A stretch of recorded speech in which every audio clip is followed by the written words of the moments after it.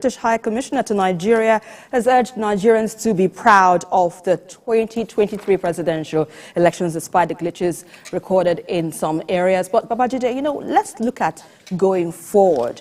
Even if there have been some glitches recorded in terms of irregularities, mentioned during the course of the elections, what do you anticipate, going forward? What do you think can be done to address situations like this so that we can have a more smooth, transparent my elections? biggest concern is vote suppression. Right. All this noise people are making about transmission and the rest of them, that's not really the issue. Because these elections happened, MBA has said that their survey showed that 64% of Nigerians said they were satisfied with the election. 64%. We know that even the complaints about the election is localized, just a few places. Absolutely. We don't have a perfect election anywhere. The law envisages that the election can be perfect. So the law says that the election has to be conducted in substantial compliance with the Electoral Act. Not total. Once you achieve substantial compliance with the Electoral Act, the result stands. No court will change the result. This one was conducted in substantial compliance. It's only one of the regulations that INEC didn't follow through. And that same regulation is not contained in the Electoral Act. Neither is it contained in the Constitution. So people must bear that in mind. INEC has the mandate to determine the mode of transmission. Right. The law permits it to do either manual or electronic. Yes. It would have been better to use electronic because that is a good layer of transparency that they were trying to. They made the promise in the first place. It wasn't anybody that forced it on them. So they should have Kept their word. They said that they had problems and that they couldn't do it. Maybe not. I'm not going to dig into that. What is important to me is how did the election go?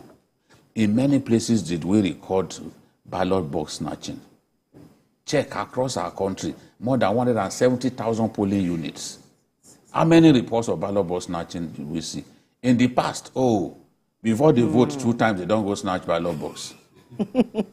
So that's to tell you now, people know that Beavers is the thing. It was Beavers that people were snatching now. Yes. Yeah. And even that was in a few places. So Beavers achieved 85% functionality success, which is also tremendous. You can't have a system that is perfect, that succeeds everywhere. So in some cases, INEC needs to also improve on its deployment of election materials and all that. They misbehaved in that area. You can't have a situation whereby in Abuja is an urban center, the federal capital. There were places where they didn't take materials there until 11 or 12. And people were calling me, we were in the studio. So INEC needs to thoroughly improve on that. There were places where people were voting up till very late. Even here in Lagos. Someone told me that they were voting late in some parts of Lagos. And even situations where they didn't even have power supply. Yeah. So the voting late may not even lead to rigging.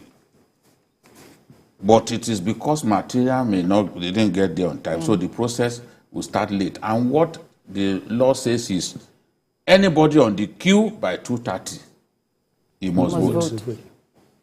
So INEC by now should know in which areas it has to improve. Right. And all of those observers have said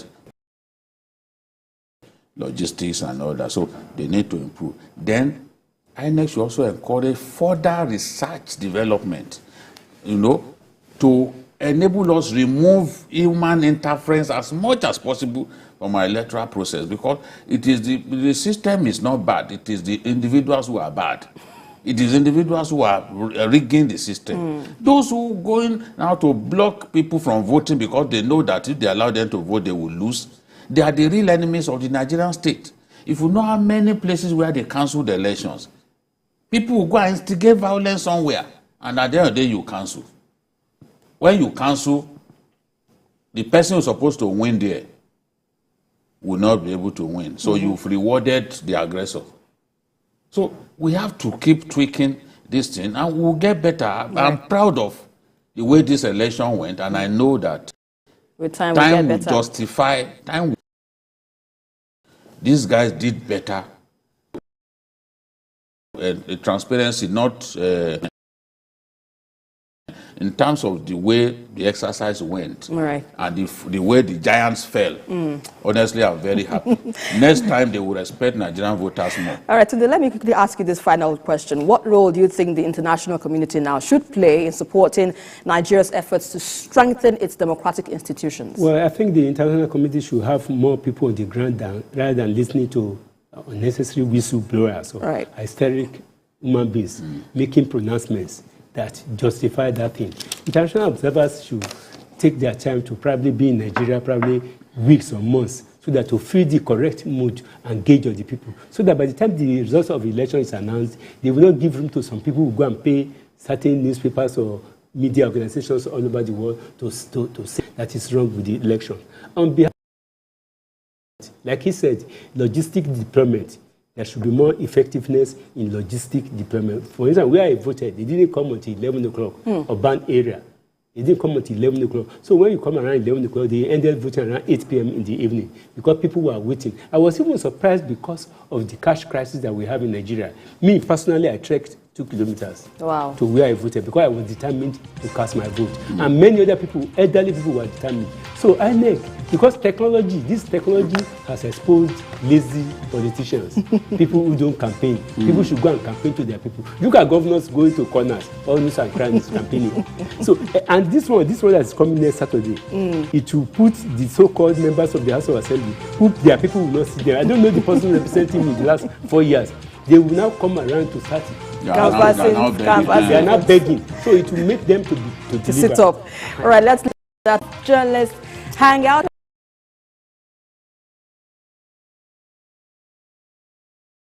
And also join us again on Sunday from 1:30 to 3:30. We are also live on YouTube at youtube.com/TVC News Nigeria.